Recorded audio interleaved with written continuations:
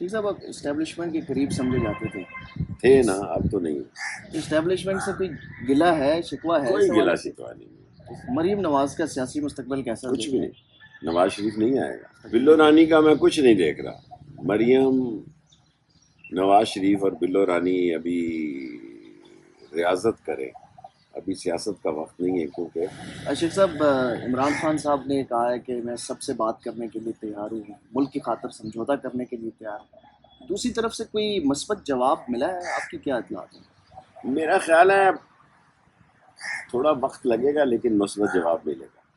इमरान खान एक हकीकत है, हकीकत का इनहराफ नहीं किया जाता, उसका एतराफ़ किया जाता है।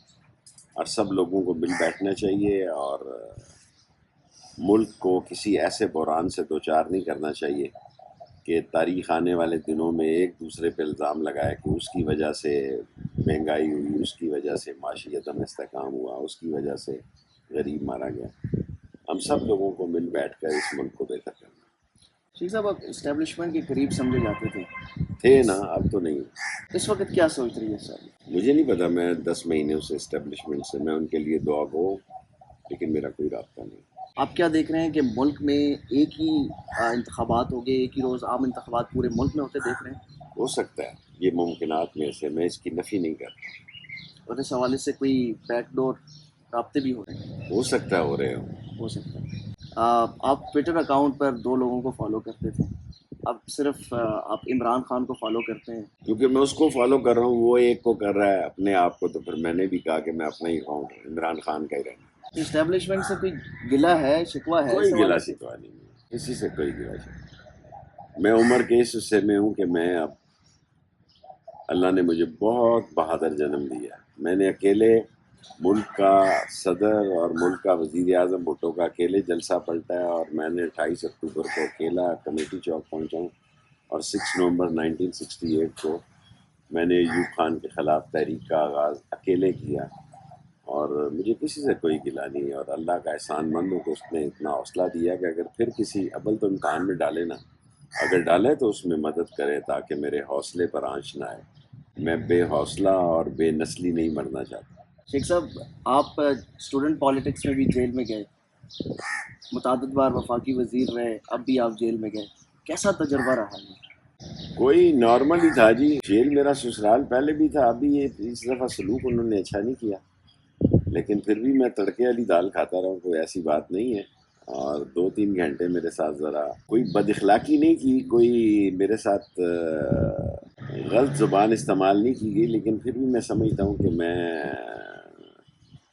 یہ نہیں سوچ رکھتا تھا، کیونکہ میں پاکستان کی فوج کو عظیم سمجھتا ہوں اور پاکستان کے اداروں کو ناگزیر سمجھتا ہوں، اور الیکشن کرانا جو ہے ملک کی بقا ہے، اور الیکشن سے جو بھی فراری ہو، میں سمجھتا ہوں وہ سیاستدان نہیں ہے، وہ اپنا ڈنگ ٹپاؤ پالیسی پر ہے، اور مجھے امید ہے کہ انشاءاللہ تعالیٰ اکٹھے ہوں یا الگ ہوں الیکشن ہو جائیں۔ مریم نواز کا سیاسی مستقبل کیسا؟ کچھ بھی نہیں، نواز شریف نہیں آئے گا، اور نون لیگ آپس میں پھٹے گی، پھٹ چکی ہے۔ خود پیپلز پارٹی نے کل کہہ دیا کہ وہ تیر کے نشان پہ الیکشن لڑے گی، ایمل کانسی نے بھی کہہ دیا، جماعت اسلامی پہلے ہی ترازو پہ ہے، تو پیچھے کیا رہ گیا ہے؟ فضل الرحمان، اور خود فضل الرحمان کی پارٹی کا حال دیکھیں آپ کیا ہوگا، تھوڑے دن انتظار کریں۔